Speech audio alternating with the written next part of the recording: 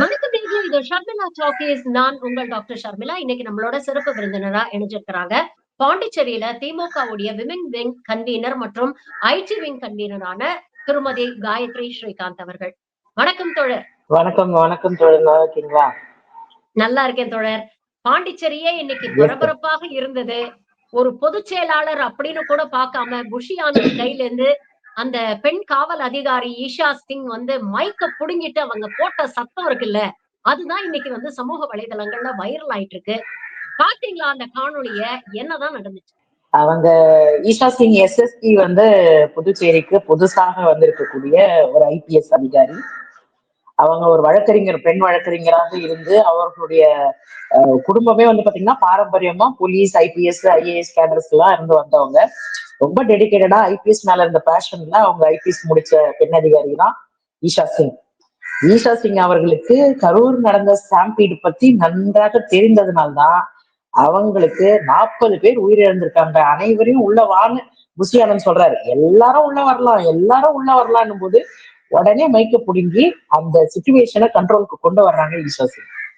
அதனால ஒட்டுமொத்தமா புதுச்சேரியில இன்னைக்கு நடந்த கயாஸ்துக்கு முக்கிய காரணம் என்னன்னா, 5000 பேருக்கு தான் அனுமதி.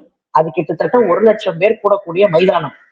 5000 பேருக்கு அனுமதின்னும் போது விஜய் வேன் இங்க நிற்கும் போது சுத்தி சுத்தி 1,00,000 பேர் கூடக்கூடிய மைதானத்துல 5000 பேர் நிற்கும் போது எப்படி இருக்கும்? கூட்டமே இல்லாத மாதிரி இருக்குங்கிறதுனால ஒரு பாசுக்கு 2 பேர் அனுமதிங்கிறத நேத்தே இந்த தாவேகா கும்பல் எல்லாரும் இன்ஃபுளுசஸ் மூலமா எல்லா தகவலையும் பரப்பியாச்சு. அதனால பாஸ் வச்சிருக்க எல்லாரும் இன்னொருத்தரை கூட்டு வரலாங்கிறதுனால ஆட்டோமேட்டிக்கா 5000 பாஸ் இன்டு இன்னொருத்தர் 10,000 பேர் கூடக்கூடிய இடமா மாறிடுச்சு. புதுச்சேரி போலீஸும் நம்ம 5000 பேருக்கு தான் அனுமதி கொடுத்துருக்கோம், கியூஆர் கோடை வச்சு உங்களுக்கு ஸ்கேன் பண்ண போறோம் அப்படின்னு நம்மளை நம்ப வச்சு ஒரு கதையை நாங்க கட்ட போடுறோம்ன்ற மாதிரி ஒரு பெர்மிஷனையும் கொடுத்துருக்காங்க. ஆனா நினைச்சு பாருங்க, இவங்க எல்லாம் கியூஆர் கோடை ஸ்கேன் பண்ணி உள்ள அனுப்புற ஆளா, கேட்டுல கிரீஸ் தடவி விட்டு அங்க பவுன்சரை வச்சு தள்ளி விட்டு இப்படி பண்ணக்கூடிய ஒரு கூட்டத்துக்கு கியூஆர் கோடை வச்சு நாங்க ஸ்கேன் பண்ணுவோம்னு சொன்னதே ஒரு நம்ப முடியாத ஒரு விஷயமா தான் இருந்துச்சு. எங்களுக்கு நல்லாவே தெரியும் இந்த ப்ராசஸ்ல குழப்படி நடக்கும், அங்கேயும் தள்ளுமுள்ளு நடக்கும். புதுச்சேரி காவல்துறைக்கு இது மிகப்பெரிய சவாலாக இருக்குங்கிறது நாள் ஒன்றிலிருந்து இவங்க வந்து ரோட் ஷோக்கு பெர்மிஷன் கேட்டாங்க. சமூக ஆர்வலர்கள் மற்றும் இங்க இருக்கக்கூடிய அரசியல் கட்சிகள் எல்லோரும் பயந்தது என்னன்னா, விஜயா பார்த்து பயப்படல, புதுச்சேரியினுடைய ரோடு வெறும் 20 அடி 30 அடி தான் எங்களோட ரோடு. நீங்க காலாப்பட்டியில இருந்து கடலூர் வரைக்குமான சாலையில காலை 9 மணில இருந்து மாலை 6 மணி வரைக்கும் ரோட் ஷோக்கு பெர்மிஷன் கேக்குறீங்க.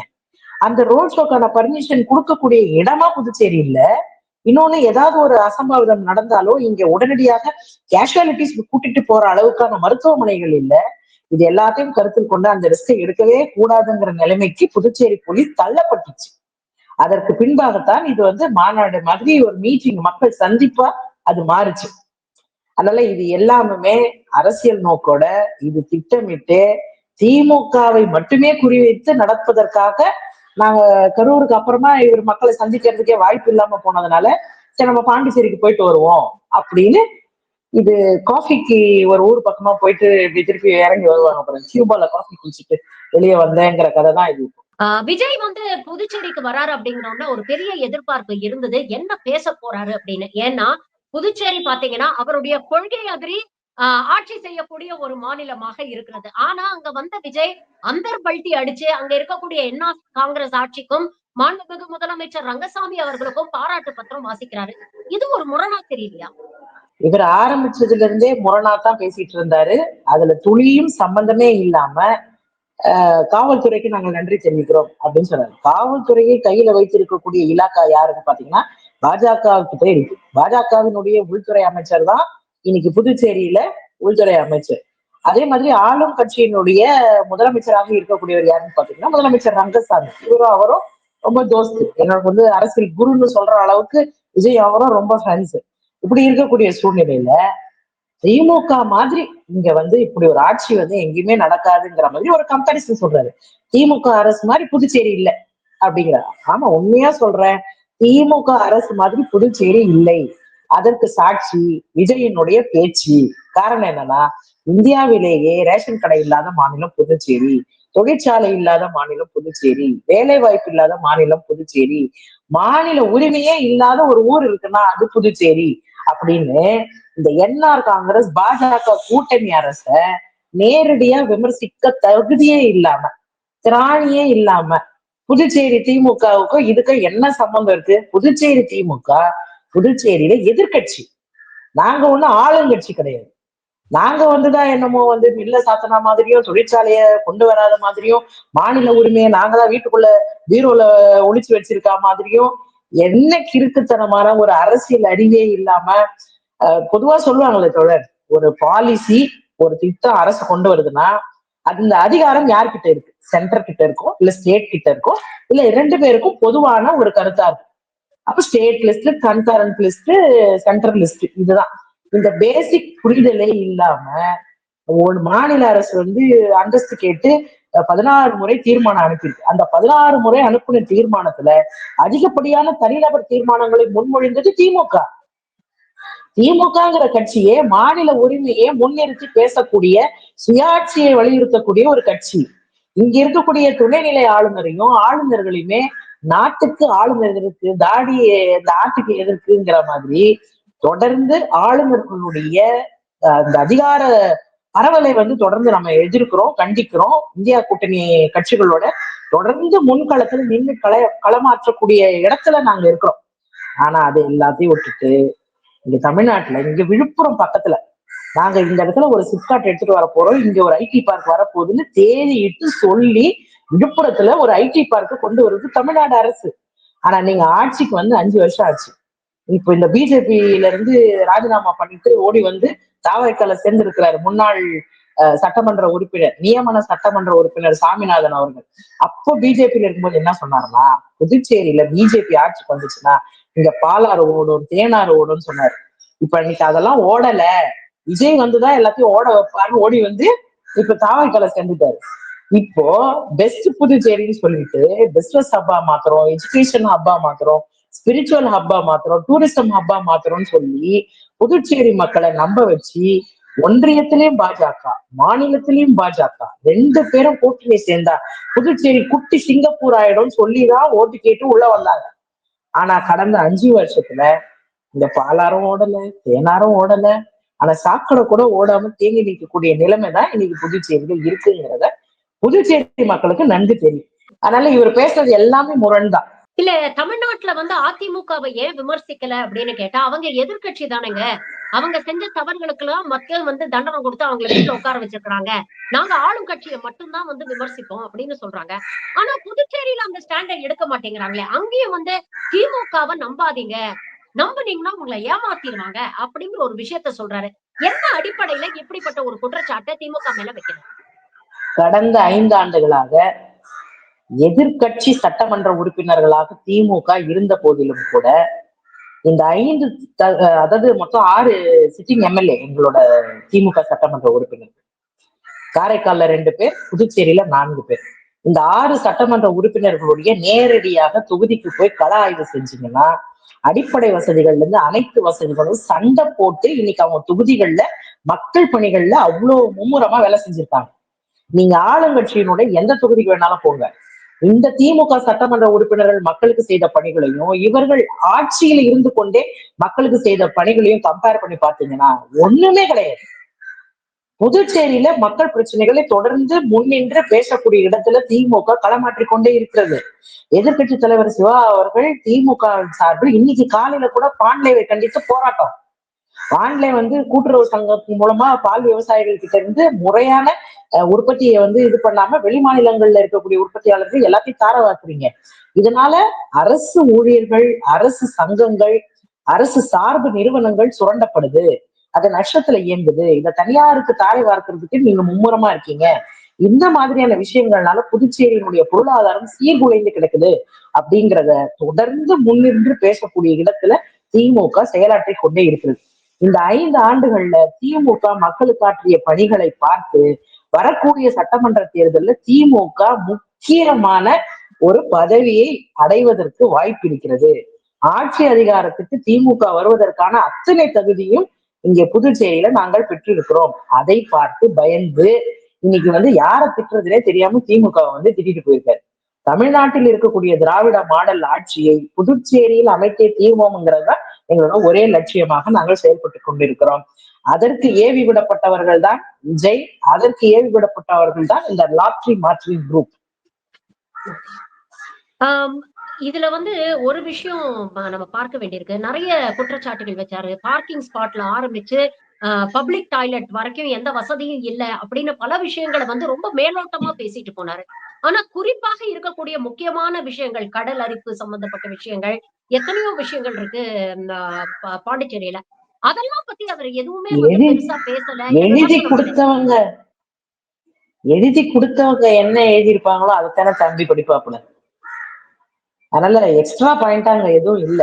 12 நிமிஷத்துக்கு மட்டுமே அவ்வளவு பேர் கூடியிருக்க மத்தியில பேசிட்டு போறாருன்னா என்ன மாதிரியான ஒரு மனநிலையில அவர் அந்த இடத்திற்கு வந்திருப்பாருங்கிறத ஒரு கட்சியினுடைய தலைவராக இருக்கக்கூடியவர்களுக்கு தெரியும், கட்சியில இருக்கிறவங்களுக்கு தெரியும். அது முக்கியமான ஸ்பேஸ். ஒரு புதிய மாநிலத்துக்கு ஒரு தலைவர் உரையாற்ற போகிறார். எத்தனை எதிர்பார்ப்புகள் இருக்கும், எத்தனை சவால்கள் இருக்கும், இந்த மக்களோட நான் நிக்கிறேங்கிறத தெளிவுபடுத்த. இங்க கரூர்லயே நிக்கல, இங்க புதுச்சேரிக்கு எங்க மக்கள் கூட நீங்க நிக்க போறீங்க? அந்த நம்பகத்தன்மையை எப்போவோ புதுச்சேரியில, தமிழ்நாட்டுல அவர் எப்போதோ தமிழ் மக்கள் கிட்ட விஜய் இழந்து விட்டார். அதனால இன்னைக்கு மக்கள் பயப்படுறாங்க இவங்களோட நிகழ்ச்சிக்கு வர்றதுக்கே.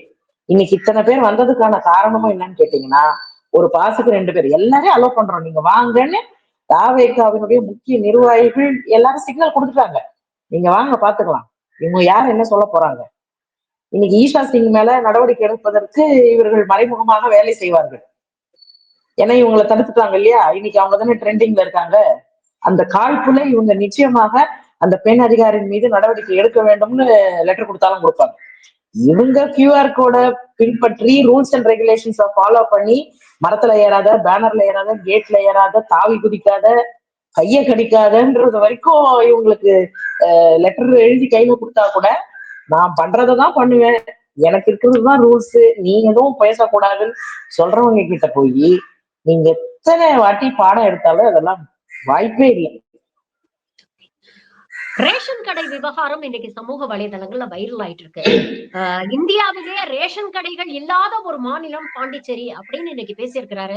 பல பேர் அதை சுட்டி காட்டி இருக்கிறாங்க. விக்கிபீடியாலையும் சாட் ஜிபிடிலையும் ஸ்பீச்சை ரெடி பண்ணி கொடுத்தா இப்படிதான் ஆகும். உண்மையிலேயே விஜய்க்கு பாண்டிச்சேரியில என்ன நடக்குது அப்படிங்கிறது ஏதாவது ஒரு தெளிவோ புரிதலோ இருக்கா? இத்தனைக்கும் புஷி ஆனந்த் பாண்டிச்சேரியை சேர்ந்தவர், அவராவது இதை எடுத்து சொல்லியிருக்கலாமே அப்படிங்கிற விஷயங்கள், விமர்சனங்கள் எல்லாம் சமூக வலைதளங்கள்ல பார்க்க முடியுது. இந்த ரேஷன் கடை விவகாரம் பத்தி சொல்லுங்க. இந்த ரேஷன் கடை சம்பந்தமா நாம ஏற்கனவே ஒரு வீடியோல பேசியிருக்கோம் தோழர். கிரண்பேடி அவர்கள் இருந்த போது அரிசியை வைத்து செய்யக்கூடிய அரசியலை தடுப்பதற்காகவே ரேஷன்ல அரிசி போடாம மக்களோட வங்கிகள்ல பணத்தை போடணும் அப்படிங்கிற முடிவை எடுத்து அரிசிக்கு பதிலாக பணம்னு காங்கிரஸ் திமுக கூட்டணி ஆட்சியில் இருக்கும்போது கிரண்பேடி தான் அந்த திட்டத்துக்கு இடையூறை ஏற்படுத்தியவர். அதற்கு பின்பாக வந்த தமிழிசையும் அதை ஃபாலோ பண்ணார். அதற்கு பின்பாக இந்த என்ஆர் காங்கிரஸ் பிஜேபி கூட்டணி அரசு அமைந்ததற்கு பின்பு இந்த அரிசி அரசியல் நமக்கு முக்கியம், அதை விட்டுறக்கூடாதுன்னு சொல்லிட்டு திரும்பியும் அரிசி போடுவோம் அப்படின்னு அறிவித்துதான் இந்த சட்டமன்ற தேர்தலையே அவங்க எதிர்கொண்டாங்க 2021. அப்படி மக்கள் நம்பினாங்க, சரி சென்ட்ரல்லயும் இவங்க, ஸ்டேட்லயும் இவங்க, நம்ம ஓட்டு போட்டா நமக்கு எல்லாமே கிடைச்சிரும் அப்படின்னு நம்பிக்கையில தான் ஓட்டு போட்டாங்க. ஆனால் நடந்தது வேறு. 3 ஆண்டுகள் கழித்தும், இவர்களுடைய ஆட்சி நடந்து கொண்டிருந்த 3 ஆண்டுகள் கழித்தும் ரேஷன் கடைகள் திறக்கப்படவே இல்லை.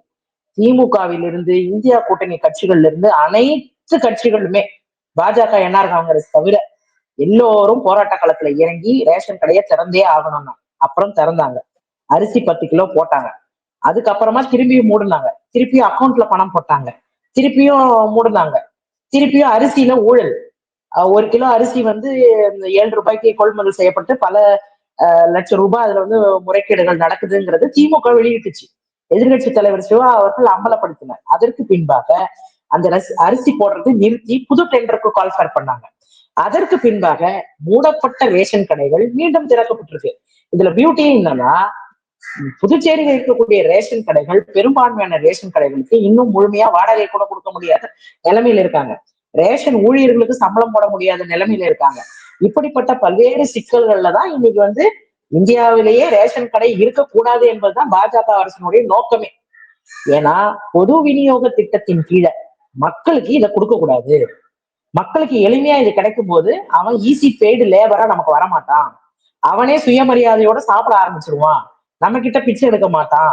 அப்படிங்கறத அந்த பொது விநியோக திட்டத்தை இதை முடக்க வேண்டும்ங்கிறதுக்கான காரணத்தை பிஜேபி பின்னாடி வச்சிருக்கிறதுக்கான அஜெண்டா அதுதான். அப்ப எல்லாரும் ஹியூமன் ரிசோர்ஸ் ஈஸியா எப்ப கிடைக்கும்? அவன் படிச்சிருக்கணும்.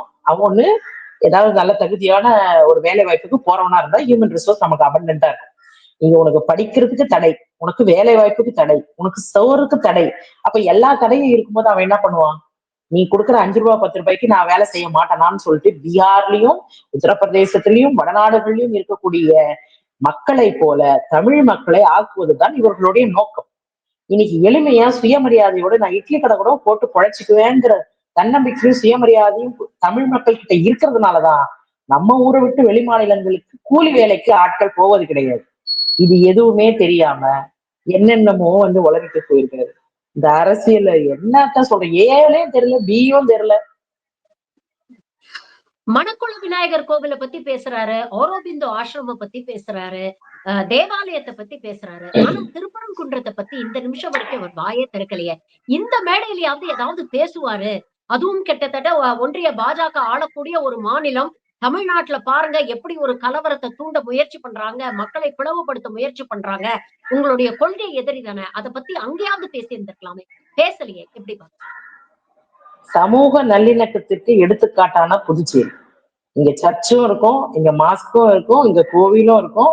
இங்க எல்லா மக்களும் எல்லாரோடையும் ஒருங்கிணைந்து போகக்கூடிய வகையில தான் இன்னைக்கு தமிழ்நாடு எப்படி இருக்கோ அதே போலவேதான் புதுச்சேரி மக்களும்.